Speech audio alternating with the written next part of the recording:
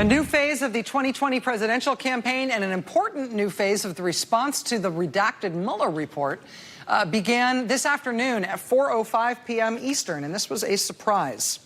Quote, the Mueller report lays out facts. A hostile foreign government attacked our 2016 election to help Donald Trump, and Donald Trump welcomed that help. Once elected, Donald Trump obstructed the investigation into that attack. Mueller put the next step in the hands of Congress. Quote, Congress has authority to prohibit a president's corrupt use of his authority in order to protect the integrity of the administration of justice. The correct process for exercising that authority is impeachment. To ignore a president's repeated efforts to obstruct an investigation into his own disloyal behavior would inflict great and lasting damage on this country. And it would suggest that both the current and future presidents would be free to abuse their power in similar ways. The severity of this misconduct demands that elected officials in both parties set aside political considerations and do their constitutional duty. That means the House should initiate impeachment proceedings against the President of the United States. Signed, Elizabeth Warren, Senator of Massachusetts, candidate for president in the Democratic primary. Joining us now is Senator Elizabeth Warren, who as of tonight is calling for the impeachment of the president. Senator, thank you very much for being here. I really appreciate your time. I know you made time for us on short notice. Yeah, it's good to be here. So you are the first Democratic presidential candidate who is calling for the start of impeachment proceedings. Other Democrats have been saying it's not worth the political cost, it's not worth the civic cost, or it's arguably just too soon. What made you decide to take this step today? Well, I read the report. I was on an airplane yesterday and started reading it, read it way into the night last night, and I got to the end and realized this is about a point of principle. The report is absolutely clear that a foreign government attacked our electoral system to help Donald Trump. He welcomed that help. And then when it was investigated by our own federal authorities, Donald Trump took multiple steps to try to obstruct this. You know, this is one of those moments when I get it, that there are people who think politically, no, it's going to be too hard to do this. This isn't about politics. This isn't even specifically about Donald Trump himself. It is about what a president of the United States should be able to do and what the role of Congress is in saying, no, a president does not get to come in and stop an investigation about a foreign power that attacked this country or an investigation about his own wrongdoing. Equal justice under law. No one is above the law, and that includes the President of the United States.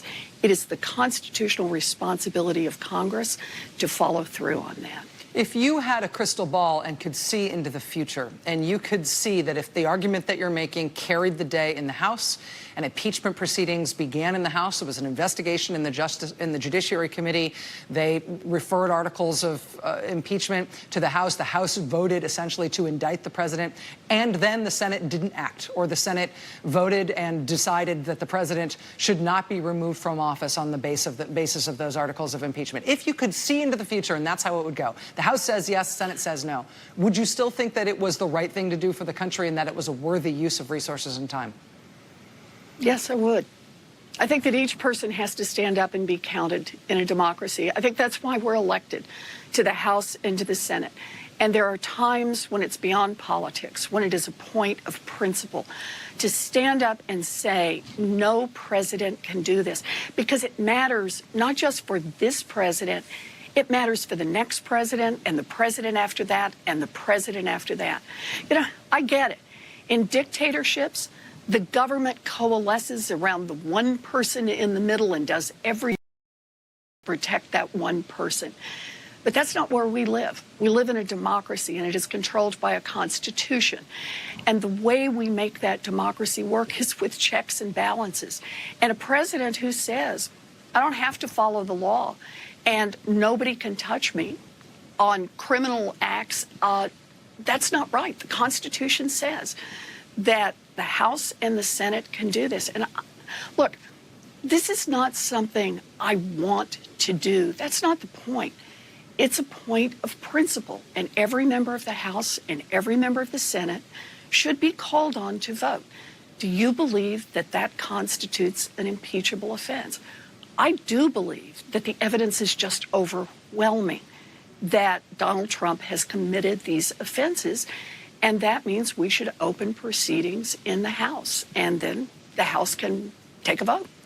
Senator, I feel like I've been following your campaign closely enough that I feel somewhat confident in saying that you didn't plan to be calling for Donald Trump's impeachment in the middle of your presidential campaign. It's not the it's not the style that you've been that you've taken to this campaign thus far. It's not the sort of thing that you seem to be building around.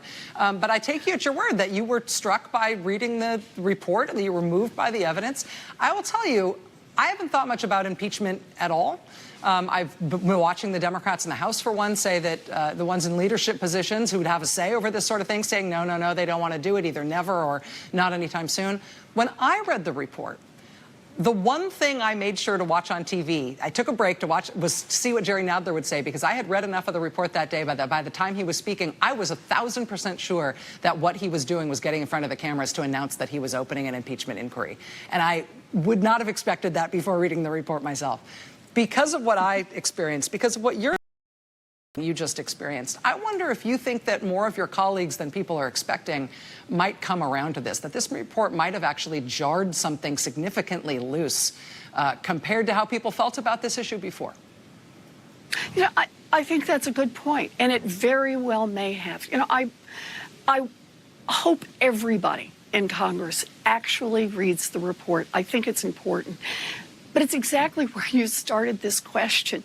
You know, this isn't what I had planned to do. I got into the race for president because of my life's work about what's happening to working families across this country and how it is that the road is getting rockier and steeper for working families. We have a government that works better and better for those at the top and worse for everyone else, particularly for families of color. I got in it to be able to talk about things like a wealth tax and universal child care and universal pre-K and student loan debt.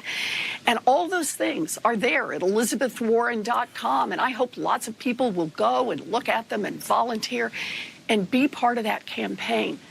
But we're not in America that can be politics all the time. It can't be a race all the time. There come moments that are serious enough and what's happened that we have to stop, take a deep breath, and be willing to say, that's wrong. And I'll stand up and say so, and I hope a lot of other people will too. Senator Elizabeth Warren, Democrat of Massachusetts, candidate for president in 2020. Senator, I know your time is at a premium in the heat of this campaign. Thank you for making time to explain this to us tonight. Much appreciated. Thank you. All right. Much more ahead tonight, including actually another presidential candidate. Stay with us.